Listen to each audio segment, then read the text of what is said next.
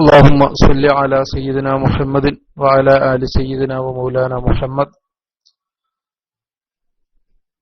അപ്പോ ഞാന് ലൈവ് ചർച്ച കേൾക്കാനാണ് ഇരിക്കുന്നത്. അപ്പോ ഉസ്താദുമാരിലുണ്ടെങ്കിൽ റീസാൻഡ് ചെയ്ത് ഒരു ലൈവ് ചർച്ച ഞാൻ കുറെ കാലങ്ങളായി കേട്ടിട്ട്, ഇപ്പോൾ ആരെങ്കിലും ഉണ്ടെങ്കിൽ അത് ഇടപെടണം ഇൻഷാ അല്ലാഹ്. അപ്പോ എന്തായാലും ഞാൻ മൈക്ക് എടുത്തത് കൊണ്ട് ഒന്ന് രണ്ട് കാര്യങ്ങൾ ഇൻഷാ അല്ലാഹ് പറയാം. ഈ കഴിഞ്ഞ ദിവസം അഥവാ ഇന്നലെ എൻ്റെ ഒരു സുഹൃത്ത്, ആ സുഹൃത്തിനെ ഒരു മുജാഹിദ് കാരൻ അദ്ദേഹത്തിനെ മുജാഹിദിലേക്ക് ക്ഷണിക്കുകയും നിരന്തരം ബന്ധപ്പെടുകയൊക്കെ ചെയ്തു. അങ്ങനെ അദ്ദേഹം അവരുമായിട്ട് സംസാരിക്കാൻ പോയ ഒരു വിഷയം ഈ സുഹൃത്ത് എന്നോട് പറഞ്ഞിട്ടുണ്ട്. അപ്പോൾ പല കാര്യങ്ങളും നമ്മൾ വല്ലാതെ ശ്രദ്ധിക്കേണ്ട പല കാര്യങ്ങളും അദ്ദേഹത്തിന്റെ സംസാരത്തിൽ നിന്ന് ഞാൻ മനസ്സിലാക്കി. അതുകൊണ്ട് തന്നെ ശരിക്കും നമ്മൾ ഈ പ്രബോധനത്തിലെ സത്യസന്ധത, പ്രബോധനത്തിലെ സൂക്ഷ്മത എന്നീ വിഷയങ്ങൾ വളരെ ഗൗരവത്തോടെ നമ്മൾ ഓരോരുത്തരും ശ്രദ്ധിക്കേണ്ടതുണ്ട്.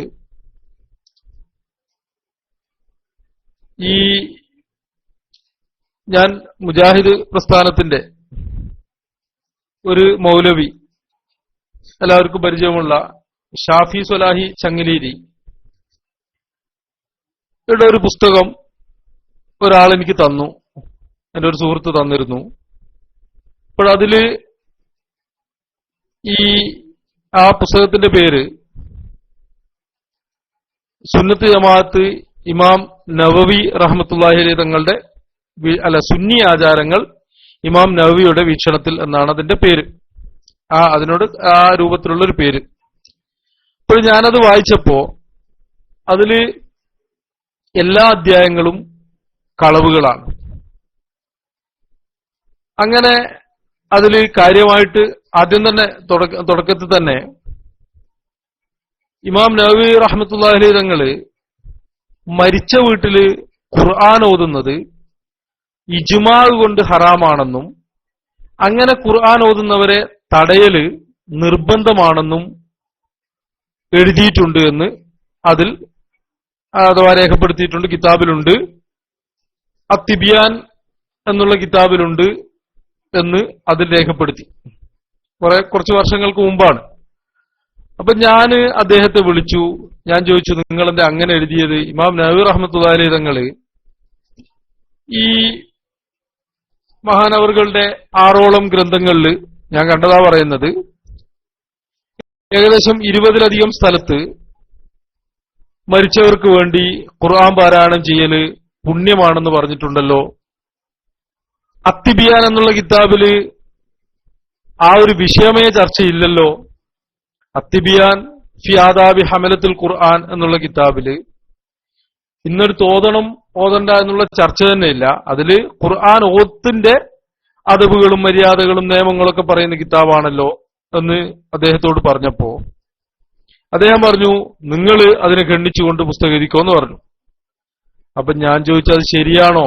കാരണം നമുക്കിപ്പോ ഒരു പുസ്തകം എഴുതാൻ കഴിയുമോ? അല്ലെങ്കിൽ അദ്ദേഹം എഴുതിയ കളവ് വായിച്ച ഒരുപാട് ആൾ വിശ്വസിച്ചു പോകുന്നില്ലേ?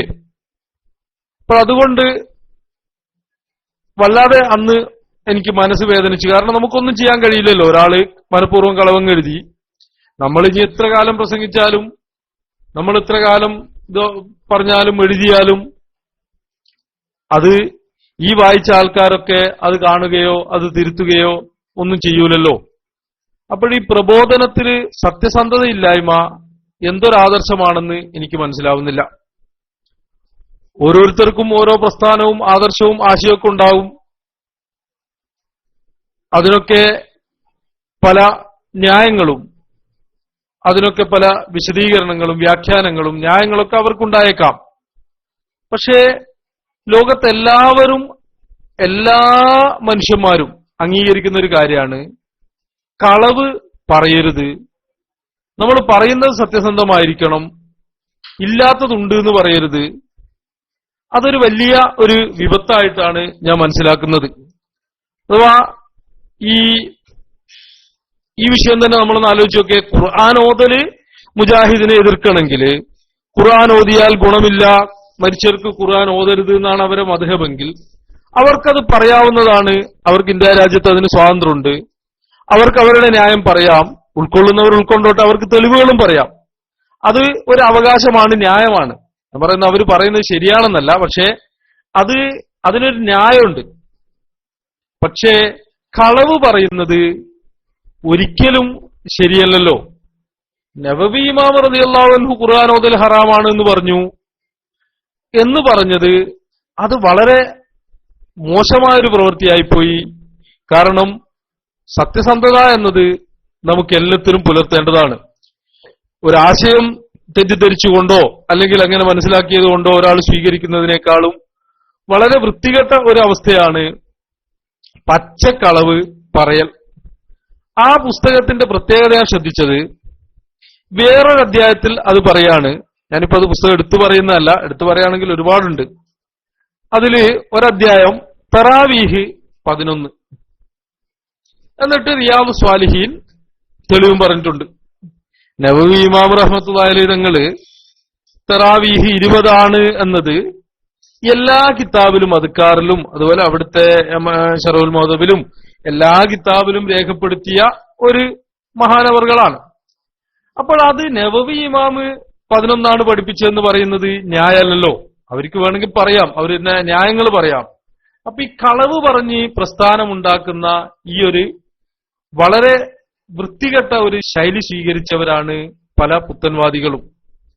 ഞാൻ പലപ്പോഴും പറയാറുണ്ട്, നമ്മൾ എന്തു പറഞ്ഞാലും അതിനൊരു മര്യാദ വേണം. ആശയങ്ങൾ പറയാം, ആശയങ്ങൾ പറഞ്ഞ് അങ്ങോട്ടും ഇങ്ങോട്ടും സംവദിക്കാം. ചിലപ്പോഴൊക്കെ പറയുമ്പോ അതിര് കവിഞ്ഞു പോയി, ചിലപ്പോ അങ്ങോട്ടും ഇങ്ങോട്ടും ചിലപ്പോ ചീത്ത പറഞ്ഞു പോയി എന്ന് വെച്ചാലും അതിനൊക്കെ നമുക്ക് ന്യായീകരിക്കാം. അതൊരു വികാരം കൊണ്ട് പറഞ്ഞാണ്. ഈ കളവ് പറയുന്നത് എന്തിനാണ്? അതുപോലെ തന്നെ ഞാൻ ശ്രദ്ധിച്ചു, ഈ കഴിഞ്ഞ ദിവസം ഒരാള് പറഞ്ഞു, ഇമാം നവവി റഹ്മത്തുള്ളാഹി അലൈഹി തങ്ങള് തവസ്സുൽ ചെയ്യാനോ അതുപോലെ വഫാത്തായ മുത്തനബി സല്ലല്ലാഹു അലൈഹി വസല്ലമ തങ്ങളോട് ശുപാർശ ചോദിക്കാനോ പഠിപ്പിച്ചിട്ടില്ല. അതൊക്കെ അല്ലെങ്കിൽ സുന്നി മൗലവിമാര് പറയുന്ന കളവാണ്.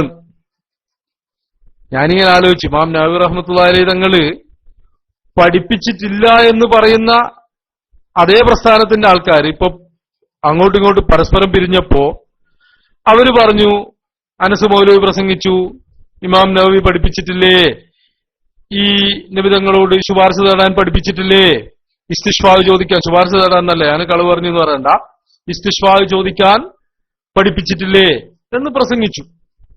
അതുപോലെ സലാം സുല്ലമി പറയുന്നു അങ്ങനെ പഠിപ്പിച്ചിട്ടുണ്ട്. അപ്പോഴിങ്ങനെ പഠിപ്പിച്ചു എന്നത് അംഗീകരിക്കണം. ഇനി അത് അവര് പഠിപ്പിച്ചത് ഞങ്ങൾ സ്വീകരിക്കൂല എന്ന് പറഞ്ഞോട്ടെ. അപ്പൊ ഞാൻ പറഞ്ഞു വന്നത്, പ്രബോധനത്തിൽ വളരെ സത്യസന്ധത എന്നത് മനുഷ്യത്വമാണ്, മനുഷ്യന്മാരൊക്കെ അംഗീകരിക്കുന്നതാണ്.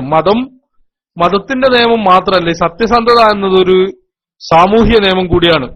അങ്ങനെ പറയാൻ കാരണം, നമ്മളിപ്പോ നിസ്കരിച്ചിട്ടില്ലെങ്കിൽ മതദൃഷ്ടി അയാൾ തെമ്മാടിയാണ്, ഫാസിക്കാണ്, നിസ്കാരം ഉപേക്ഷിക്കുന്ന, മനഃപൂർവ്വം ഉപേക്ഷിക്കുന്ന ആള്. പക്ഷേ നാട്ടില് അയാൾ ഫാസിക്കല്ല, അഥവാ നാട്ടിന്റെ മര്യാദ അനുസരിച്ച് അയാൾ തെമ്മാടിയായിട്ട് പരിഗണിക്കപ്പെടൂല. മതത്തിന്റെ ദൃഷ്ടിയിലാണ് അയാൾ തെമ്മാടിയാവുന്നത്. പക്ഷെ കളവ് പറയുന്ന ആള് മതദൃഷ്ട്യാ അയാള് തെമ്മാടിയാവുന്നതോടൊപ്പം അയാളെന്താവും, നാട്ടു നിയമം അനുസരിച്ചും ജനങ്ങൾക്കിടയിലും അയാള് തെമ്മാടിയായി മാറും. ഒരു തെമ്മാടി, പച്ചത്തെമ്മാടിത്വത്തിന്റെ ലക്ഷണമാണ് കളവ് പറയൽ. അപ്പൊ അതുകൊണ്ട് ഈ പലരും പ്രബോധനം ഉണ്ടാക്കുന്നത്, പലതും ആ പ്രസ്ഥാനം ഉണ്ടാക്കുന്നത് കളവ് പറഞ്ഞുകൊണ്ടാണ്. പക്ഷെ അതിൽ ചില വിഷയങ്ങള് നമ്മളെല്ലാം അങ്ങനെ ആരോടെങ്കിലും അബദ്ധം പറ്റിയാൽ അത് കളവ് പറഞ്ഞൊന്നും മനസ്സിലാക്കുകയോ ചെയ്യരുത്. ഇതൊക്കെ വ്യക്തമായി അവന്റെ കിതാബ് അതിന്റെ ഫോട്ടോസ്റ്റാറ്റ് പോലെ കൊടുത്തിട്ട് കളവ് പറഞ്ഞാണ്. അപ്പൊ ചിലപ്പോഴൊക്കെ നമ്മുടെ പ്രബോധകന്മാർക്കിടയിൽ ചില കാര്യങ്ങൾ ശ്രദ്ധിക്കാതെ ചില അബദ്ധങ്ങൾ, ചെറിയ ചെറിയ അബദ്ധങ്ങൾ പറ്റാറുണ്ട്. ആ പറ്റുന്നത് വളരെ ഇതായിട്ട് ചൂണ്ടിക്കാട്ടി ചെറിയ എന്തെങ്കിലും തെറ്റുപറ്റിയാണെന്ന് അതിൽ നിന്ന് തന്നെ മനസ്സിലാവുന്നതായിരിക്കും. എന്നാൽ തന്നെ അതൊക്കെ എടുത്ത് പ്രബോധനമാക്കി മാറ്റുന്ന ഒരു ശൈലിയും പുത്തൻവാദികൾക്കുണ്ട്. അതുകൊണ്ട് തന്നെ ഞാൻ പറഞ്ഞത് പ്രബോധനത്തില് നമ്മൾ സത്യസന്ധന്മാരാണ്, നമ്മൾ സത്യമല്ലാതെ നമുക്ക് പറയേണ്ട ആവശ്യമില്ല. പക്ഷേ സൂക്ഷ്മത പാലിക്കൽ നമുക്കും അനിവാര്യമാണ്. നമ്മൾ എവിടെങ്കിലും ഉണ്ട് എന്ന് ആരെങ്കിലും പ്രസംഗിക്കുന്നത് കേട്ടിട്ട് ആ പ്രസംഗത്തെ അല്ലെങ്കിൽ ആരെങ്കിലും എഴുതി വെച്ചത് കേട്ടിട്ട് കണ്ടിട്ട് അതിനിങ്ങനെ തക്ലീദ് ചെയ്ത് വീണ്ടും എഴുതരുത്. അങ്ങനെ ചിലർക്ക് എഴുതിയത് പലതും ഞാൻ കണ്ടിട്ടുണ്ട്, ഞാൻ അത് ശേഖരിച്ചു വെച്ചിട്ടുണ്ട്. പലരും എഴുതുന്ന ചില വിഷയങ്ങളൊന്നും അവിടെ ഉണ്ടാവൂല. അപ്പൊ അന്വേഷിച്ചു പോയാല് അതിലെ ഒരു അന്വേഷണം നടത്തുമ്പോ അതെവിടെയോ വന്ന ഒരു അബദ്ധത്തെ തക്ലീദ് ചെയ്തു പോകുന്നതാണ്. ഒന്നാമത്തെ ആള് കളവ് പറഞ്ഞതല്ല, അദ്ദേഹം ഒരു അബദ്ധം ചെയ്തതാണ്, ഒരബദ്ധം പറ്റിയതാണ്. രണ്ടാമത്തെ ആൾ അതിനെ തക്ലീദ് ചെയ്തതാണ്. അതുകൊണ്ട് നമ്മൾ ഏതൊരാളും പ്രബോധനം വഴിയിൽ സഞ്ചരിക്കുന്ന ഏതൊരാളും വളരെ സൂക്ഷ്മതയോടുകൂടി വിഷയങ്ങൾ കൈകാര്യം ചെയ്യണം എന്നും ഇതിനോടൊപ്പം നമ്മൾ മനസ്സിലാക്കണം. കാരണം ഈ വലിയ വലിയ കളവുകൾ നമ്മൾ ബോധ്യപ്പെടുത്തുമ്പോ ഏതെങ്കിലും അബദ്ധം പറ്റിയതിനെ ചൂണ്ടിക്കാണിച്ച് സമസ്തക്കാർ കളവ് പറഞ്ഞു, സമസ്ത സുന്നികളും കളവിന്റെ ആൾക്കാരാണ് എന്ന് വരുത്തി തീർക്കുന്നത് വളരെ ഖേദകരമാണ്. കാരണം നമുക്ക് കളവ് പറയേണ്ട ആവശ്യമില്ല. നമ്മൾ കളവ് പറഞ്ഞാലും ആരും സ്വീകരിക്കൂല. കാരണം നമ്മുടെ തിയറി തന്നെ നമ്മളെ സ്വീകരിക്കരുത് എന്നാ. നമ്മൾ പറയുന്നത് മഹത്തുക്കളായ ഇമാമിങ്ങൾ പറഞ്ഞതാണ് നമ്മൾ എടുക്കേണ്ടത്.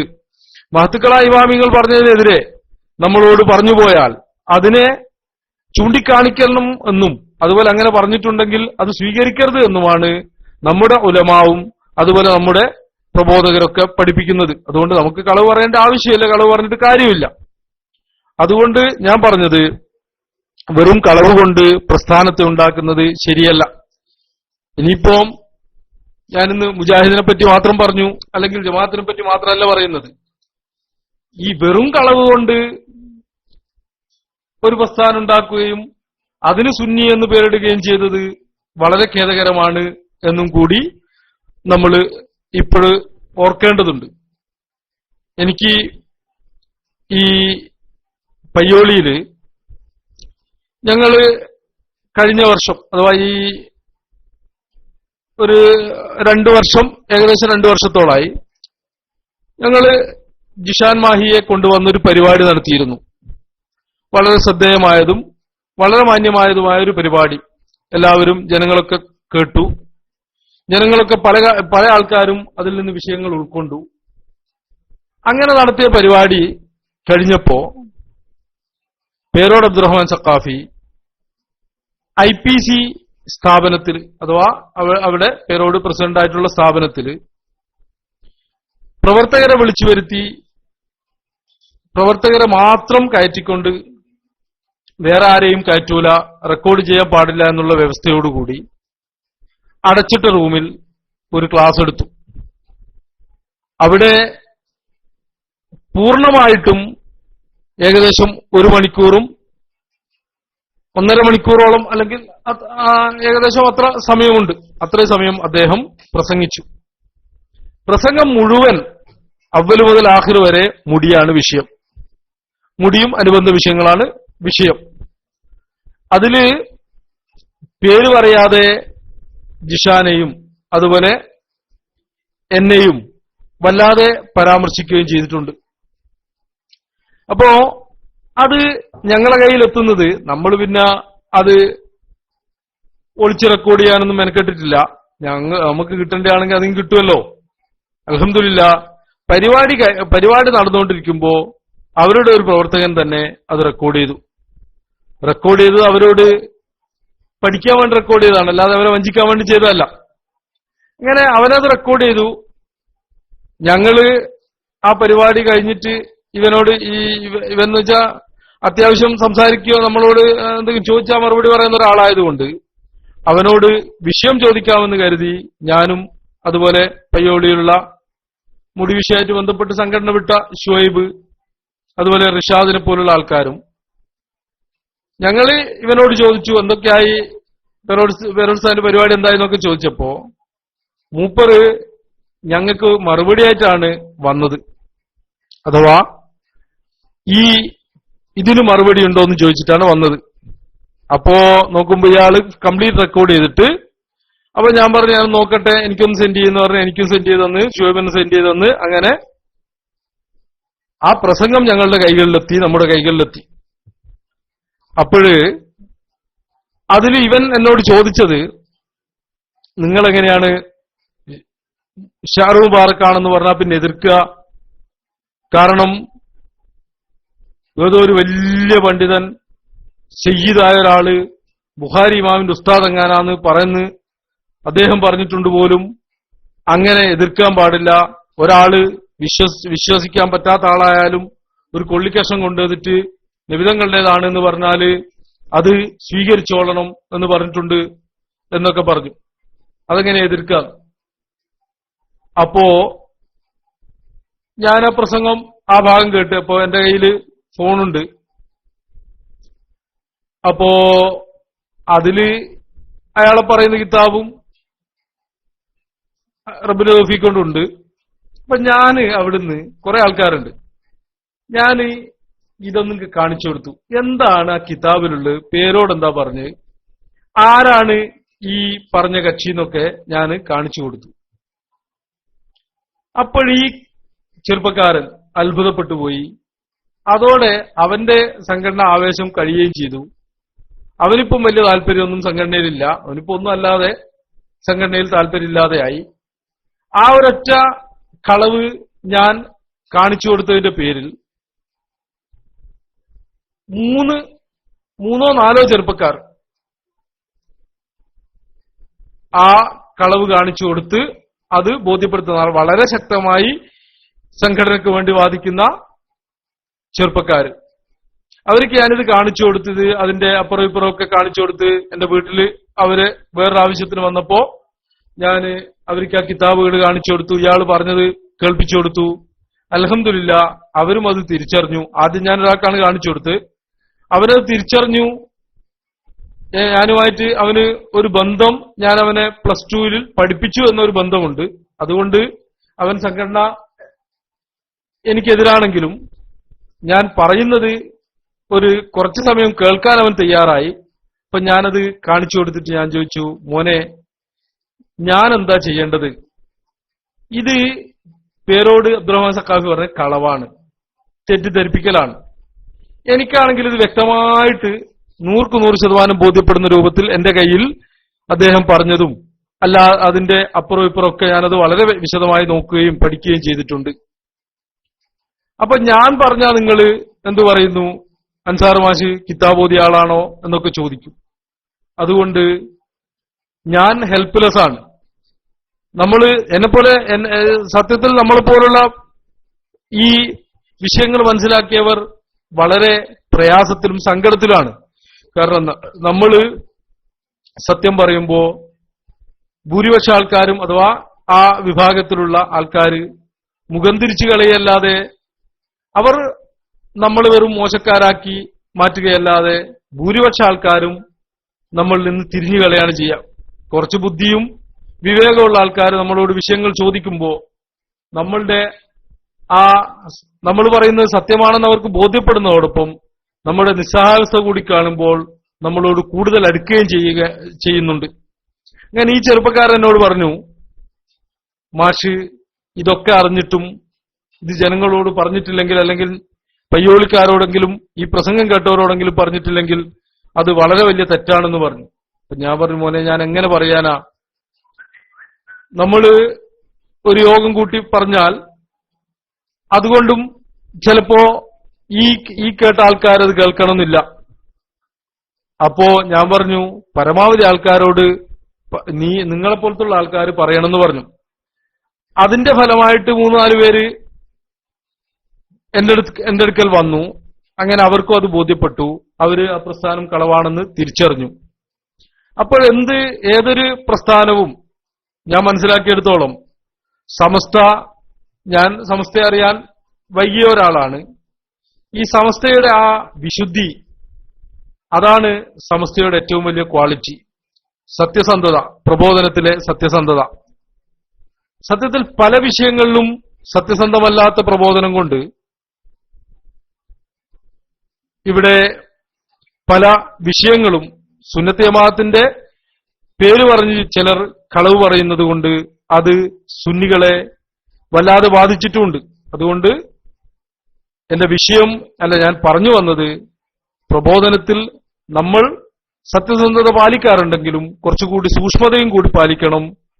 മറ്റുള്ള സുഹൃത്തുക്കൾ എന്റെ ശബ്ദം കേൾക്കുന്ന സമസ്തയെ അംഗീകരിക്കാത്തവരാണെങ്കിലും ഞാൻ അവരോട് മാന്യമായിട്ടും മര്യാദയോടും കൂടി പറയാണ്, നമുക്ക് അഭിപ്രായ വ്യത്യാസങ്ങളൊക്കെ ഉണ്ടാകും, ചർച്ച ചെയ്യാവുന്നതാണ്. പക്ഷെ മാന്യമായിട്ട് സത്യസന്ധമായിട്ട് മാത്രം ചർച്ച ചെയ്യുക. കളവ് പറയുക എന്നത് എപ്പോഴും വളരെ മോശമാണ്. കളവ് പറയുക എന്നത് വൃത്തികേടാണ്. കളവ് പറയുക എന്നുള്ളത് ഫാഹിഷത്താണ്, മോശം പ്രവൃത്തിയാണ്. അതുകൊണ്ട് കളവിലൂടെ പ്രബോധനം നടത്തുക എന്നുള്ള ശൈലി പ്രിയപ്പെട്ട എല്ലാ സുഹൃത്തുക്കളും ഒഴിവാക്കണം. സത്യസന്ധമായ കാര്യങ്ങൾ ഉൾക്കൊള്ളാൻ വേണ്ടി ശ്രമിക്കണം.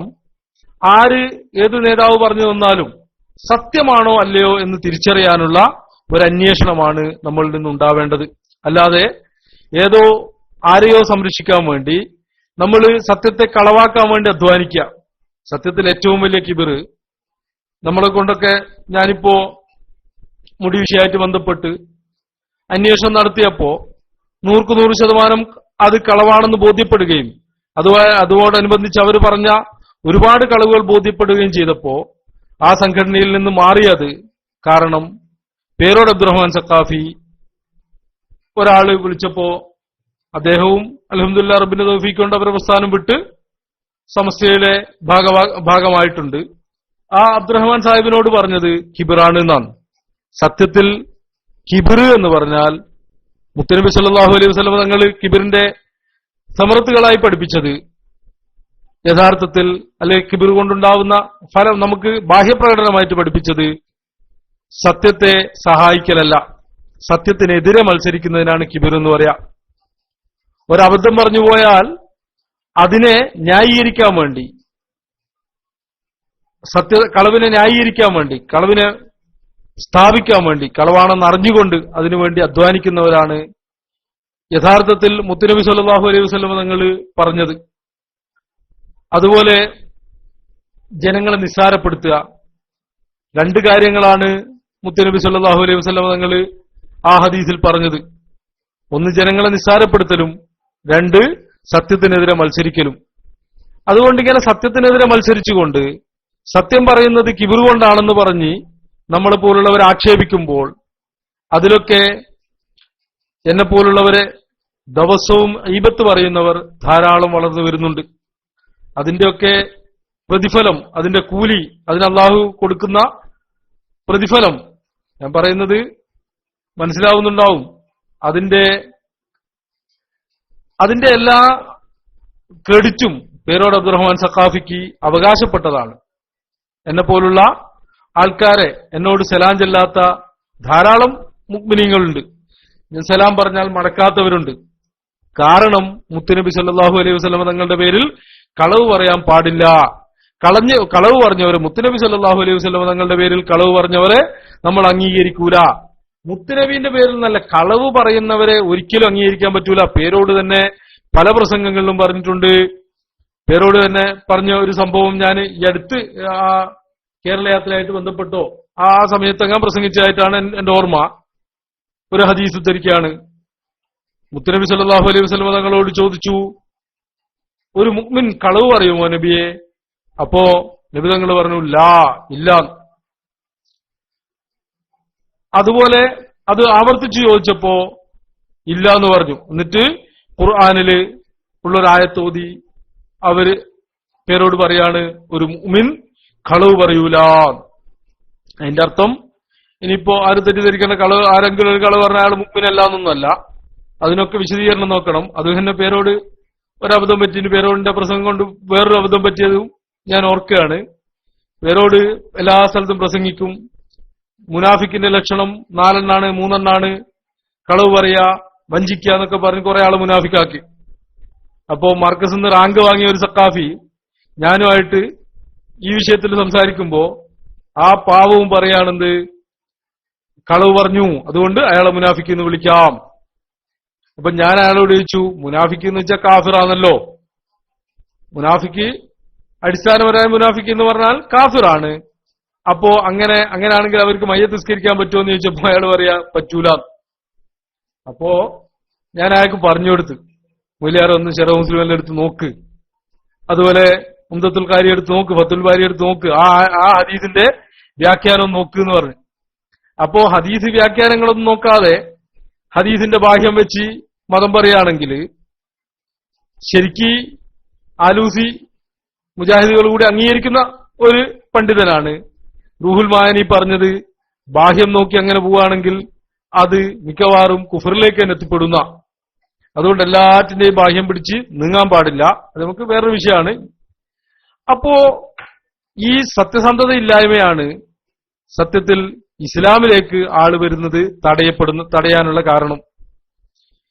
ഇസ്ലാമിലേക്ക് ആളെങ്ങനെയാണ് കടന്നു വരിക? കാരണം മാപ്പിളാറ വലിയ ആളായിട്ട് കാണുന്ന ഒരു നേതാവ്, അയാളുടെ അനുയായികള് വളരെ ഗംഭീരമായിട്ട് ഇവിടെ ഫ്ലക്സ് വെച്ചു. ഈ തിരുകേശത്തിന് ഒരു ഉത്തമ കേന്ദ്രം എന്ന് പറഞ്ഞ് ഫ്ലക്സ് വെച്ചു. ഞാൻ പറയുന്നത് മുസ്ലിങ്ങൾക്കുണ്ടാകുന്ന എഫക്റ്റ് അല്ല, ആ മുസ്ലിമീങ്ങൾ ഇത് കാണുന്നു. അങ്ങനെ അവര് പെട്ടെന്ന് അവരൊക്കെ വായിക്കുന്ന ഒരു മാസികയിൽ അയാൾ പറഞ്ഞു അങ്ങനെ പിരിവ് നടത്തിയിട്ടില്ല. അപ്പൊ ഒരു അമുസ്ലിമീങ്ങൾ നമ്മളെ പറ്റി എന്താ കരുതുക? ഒരിക്കറിഞ്ഞൂടാലോ ഇത് ഈ യഥാർത്ഥ ഇസ്ലാമിന്റെ വക്താവല്ല, അല്ലെങ്കിൽ ഇതൊക്കെ തട്ടിപ്പാണെന്നും അവർക്കറിയില്ല. അവർ ഈ മോഡിയും ഇതൊക്കെ ആ മോഡി, ഈ നരേന്ദ്രമോദിയല്ല ഇവരെ മോഡി കണ്ടിട്ട് അതുപോലെ പലതും കണ്ട് വിലയിരുത്തുന്നവരാണ്. അപ്പൊ ഒരു കാര്യം മാപ്പിളാറ് കൂട്ടത്തിൽ വലിയൊരാളാണ്, കണ്ടില്ലേ, അയാള് എത്രയോ ആളെ ഉസ്താദാണ്, മാപ്പിളാറ് കുറെ ആൾക്കാർ ആത്മീയ നേതാവായി കൊണ്ടുനടക്കാണ്. അയാള് പച്ച പറയുന്നത് കണ്ടില്ലേ, നമ്മളെല്ലാം കണ്ടതാണെന്ത്, ഇവിടെ ആ പള്ളിക്ക് വേണ്ടി ഫ്ലക്സ് വെച്ചതും പിരിച്ചതും. അപ്പൊ അയാൾ തന്നെ ഈ എല്ലാ പൊതുസമൂഹവും വായിക്കുന്ന ആ പ്രസിദ്ധീകരണത്തിൽ തന്നെ കൊടുക്കുകയാണെന്ത്, അങ്ങനെ പിരിച്ചിട്ടില്ല, അങ്ങനെ ഒരു സംഭവമില്ല. അപ്പൊ പിന്നെ അവര് വിലയിരുത്തൂലേ, നമ്മളെ പറ്റി വിലയിരുത്തൂലേ? അപ്പൊ ഇതൊക്കെ നമ്മുടെ മതത്തിന് ചെയ്യുന്നത് വലിയ വലിയ വിപത്തുകളാണ്. മതത്തിലേക്ക് ആള് കടന്നു വരിക എങ്ങനെയാണ്? ഇതൊക്കെ കണ്ടിട്ടാണോ കടന്നു വരേണ്ടത്? കളവ് പറയുന്നവരാണെന്ന് അവർക്ക് ബോധ്യപ്പെട്ടിട്ടാണോ? അപ്പോ എന്നോട് ഒരാള് പറഞ്ഞു അത് ഹിക്മത്താണ്. ഞാൻ പറഞ്ഞു ഈ അമുസ്ലിമീങ്ങളും കൂടി ഇതൊക്കെ കാണുന്നുണ്ട്, നമ്മള് അതിന് അങ്ങനെ ഹിക്മത്തുണ്ട്, ഫത്തുൽ മുയിൽ ഇങ്ങനുണ്ട്, മറ്റേലിങ്ങനുണ്ട് എന്നും പറഞ്ഞിട്ട് കാര്യമില്ല. കാരണം നമ്മളെ പ്രബോധനം വളരെ, നമ്മള് ഈ മതത്തിന്റെ നേതാക്കളായി അറിയപ്പെടുന്ന ആൾക്കാര് അവര് വളരെ സൂക്ഷ്മതയോടെ പ്രവർത്തിച്ചിട്ടില്ലെങ്കിൽ ഇതില് ഇപ്പുറം ഫിഖ്ഹിൽ അങ്ങനുണ്ട് ഇങ്ങനുണ്ടെന്നും പറഞ്ഞിട്ട് കാര്യമില്ല. കാരണം അവിടെ വളരെ നമ്മളെ നോക്കിക്കാണുന്ന ബുദ്ധിയുള്ള ആൾക്കാരുണ്ട്, ഓരോ മതത്തെ പറ്റി പഠിക്കുന്ന ആൾക്കാരുണ്ട്. അവര് മനസ്സിലാക്കുക ഇതെന്തായാലും അയാൾ കളവ് പറഞ്ഞു തന്നെയാണ്, അയാള് ആവശ്യത്തിന് ഇതാണ്. നമ്മൾ ഒരിക്കലും എന്ത് ചെയ്യരുത്, ഒരു കൗള് പിടിച്ചോ ഒന്ന് പിടിച്ചോ കളവ് പറയരുത്. സത്യസന്ധത എന്നത് നമ്മൾ പ്രബോധനം നടത്തുന്ന വെറും മാപ്പിളാർക്കിടയിൽ മുസ്ലിങ്ങൾക്കിടയിൽ മാത്രമല്ല. നമ്മുടെ പ്രബോധനം യഥാർത്ഥത്തിൽ നമ്മുടെ പ്രിയപ്പെട്ട മുത്തുനബി സല്ലല്ലാഹു അലൈഹി വസല്ലം തങ്ങള് എല്ലാവരെയും ഹിദായത്തിലേക്ക് നയിക്കാൻ വന്നതാണ്. അപ്പൊ അവരെ ആ മുത്തുനബി സല്ലല്ലാഹു അലൈഹി വസല്ലം തങ്ങള് നടത്തിയ പ്രബോധനത്തിന്റെ പിന്തുടർച്ചയാണ് നമ്മൾ നടത്തേണ്ടത്. അല്ലാതെ നമ്മൾ വെറും ഈ നമ്മളെ ഇടയിൽ മാത്രം ഒതുങ്ങേണ്ടതല്ല. അൽഹംദുലില്ലാഹ് എനിക്ക് ആ വിഷയത്തിൽ ഏറ്റവും സ്നേഹവും ആദരവും കടപ്പാടും ബഹുമാനവും എല്ലാ നിലക്കും ഞാൻ അംഗീകരിക്കുകയും ചെയ്യുന്ന ഒരു യുവ പണ്ഡിതനാണ് ആസിഫ് ദാരിമി. അള്ളാഹു അദ്ദേഹത്തിന്റെ പ്രവർത്തനങ്ങളിൽ വലിയ വലിയ വിജയങ്ങൾ നൽകട്ടെ. അദ്ദേഹത്തിന് അള്ളാഹു എല്ലാവിധ ആയുരാരോഗ്യങ്ങളും നൽകട്ടെ. അതോടൊപ്പം ഇനിയും ഈ മറ്റുള്ളവർക്കിടയിൽ പ്രബോധനം നടത്തി അദ്ദേഹത്തിന്റെ കൂടെ പ്രവർത്തിക്കുന്നവർക്കും അതുപോലെ ആ ഇബാദിന്റെ എല്ലാവർക്കും അള്ളാഹു എല്ലാ സൗഭാഗ്യങ്ങളും നൽകട്ടെ. ഞാൻ സത്യത്തിൽ അദ്ദേഹത്തെ വല്ലാതെ സ്നേഹിക്കുകയും വല്ലാതെ ബഹുമാനിക്കുകയും, വെറും സ്നേഹമല്ല, ഈ പ്രായം കൊണ്ട് എന്നേക്കാൾ കൂടുതലൊന്നുമല്ല, ചെറുപ്പക്കാരനാണ്. പക്ഷേ ഞാൻ വളരെ, അതുപോലെ ഷെരീഫ് ക ഞാൻ ബന്ധപ്പെട്ടിട്ടുണ്ട്, ഒരാവശ്യത്തിന് ബന്ധപ്പെട്ടിട്ടുണ്ട്. അവരൊക്കെ പ്രവർത്തനം വല്ലാത്ത പ്രവർത്തനമാണ്. ഞാൻ അത്ഭുതപ്പെടുകയാണ്, എങ്ങനെയാണ് നമുക്കൊരു നമ്മിൽ നിന്ന് ഭിന്നിച്ചുപോയ ഒരു മുജാഹിദ് അല്ലെങ്കിൽ ജമാഅത്ത്, അതുപോലെ അല്ലെങ്കിൽ എപിക്കാര്, അവരോട് പോലും പ്രബോധനം നടത്താൻ നമ്മൾ അതൊന്ന് തുടങ്ങിക്കിട്ടാനുള്ള പ്രയാസവും അവരോട് നമ്മൾക്ക് സംസാരിക്കാനുള്ള പ്രയാസവും വളരെ വലുതാണെങ്കിൽ, ഇത് എനിക്കൊന്നും സ്വപ്നത്തിൽ പോലും കാണാൻ കഴിയുന്നതിനേക്കാൾ അപ്പുറമാണ്. അദ്ദേഹത്തിന് അള്ളാഹു ആ പ്രവർത്തകർക്കെല്ലാം, അദ്ദേഹത്തെ ഈ ആസിഫ് ദാരിമെ എനിക്ക് കൂടുതൽ അറിയുന്നത് കൊണ്ടാണ്. അപ്പൊ അതുപോലെ പ്രവർത്തിക്കുന്ന ധാരാളം ആളുകളുണ്ട്. അവർക്ക് വേണ്ടി നമ്മൾ എപ്പോഴും ദുആ ചെയ്യണം. അവരുടെ പ്രബോധനവും അവരുടെ പ്രവർത്തനവും എന്നെപ്പോലുള്ളവരുടെ ആയുസ് മുഴുവൻ, അല്ലെങ്കിൽ 100 ജന്മങ്ങൾ ജനിച്ച് പ്രവർത്തിച്ചാലും അവരുടെ ഒരു ദിവസത്തെ പ്രവർത്തനത്തിൽ എത്തൂല എന്ന് എന്നെപ്പോലുള്ളവർ തിരിച്ചറിയുകയും വേണം. അള്ളാഹു അവർക്കൊക്കെ അതിന് അർഹമായ പ്രതിഫലം നൽകട്ടെ. എന്തായാലും ഞാൻ ദീർഘിപ്പിക്കുന്നില്ല. അതുകൊണ്ട് ഇൻഷാ അല്ലാഹ് നമുക്ക് പ്രബോധനത്തിൽ വന്ന ഇത്തരം കളവുകളെ മാത്രം നമുക്ക് വിഷയം ജനങ്ങളിൽ എത്തിക്കേണ്ടതുണ്ട്. നമ്മൾ എപ്പോഴും പറയുമ്പോൾ സത്യസന്ധമായിരിക്കുക. നമ്മൾ വാക്കുകൾ ഉദ്ധരിക്കുമ്പോൾ, നമ്മൾ ശ്രദ്ധിക്കാതെ വാക്കുകൾ ഉദ്ധരിക്കുമ്പോൾ അവർ അതിൽ പിടിച്ച് നമ്മൾ കളവ് പറഞ്ഞു എന്ന് പറയും. അപ്പൊ അവര് ദുരുദ്ദേശത്തോടെ പറയുന്നതാണെങ്കിലും പാവപ്പെട്ട സാധാരണക്കാര് നമ്മൾ കളവ് പറഞ്ഞു എന്ന് മനസ്സിലാക്കിയാൽ നമ്മളുടെ പ്രബോധനം സ്വീകരിക്കൂല. ഞാന് എന്റെ ജീവിതത്തിൽ എനിക്ക് ഏറ്റവും അഭിമാനത്തോടെ സന്തോഷത്തോടെ പറയാൻ കഴിയുന്ന ഒരു കാര്യം, ഞാൻ സുന്നത്ത് ജമാഅത്തിന്റെ വിഷയത്തിൽ പലരോടും സംസാരിക്കാറുണ്ട്.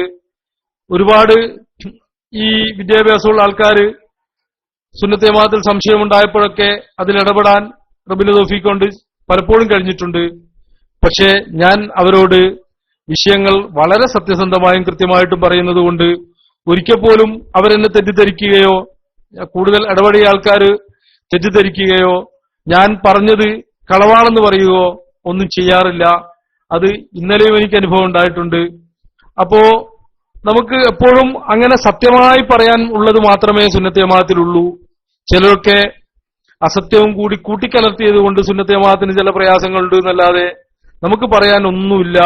ഒരു കളവും പറയേണ്ട ആവശ്യമില്ല, ഒന്നും വളച്ചൊടിക്കേണ്ട ആവശ്യമില്ല. അഭിപ്രായ വ്യത്യാസങ്ങളുള്ളത് അഭിപ്രായ വ്യത്യാസങ്ങൾ ഉണ്ട് എന്ന് തന്നെ പറയാവുന്നതാണ്. അഭിപ്രായ വ്യത്യാസങ്ങൾ ഇല്ലാത്തത് അവർക്ക് ബോധ്യപ്പെടുത്തി കൊടുക്കേണ്ടതാണ്. ഓരോന്നിന്റെയും നിയമമായി തന്നെ പറഞ്ഞു കൊടുക്കേണ്ടതാണ്. ബുദ്ധിയുള്ളവർക്ക് ഉൾക്കൊള്ളാൻ സുന്നത്ത് ജമാഅത്ത് വളരെ പാകമാണ്.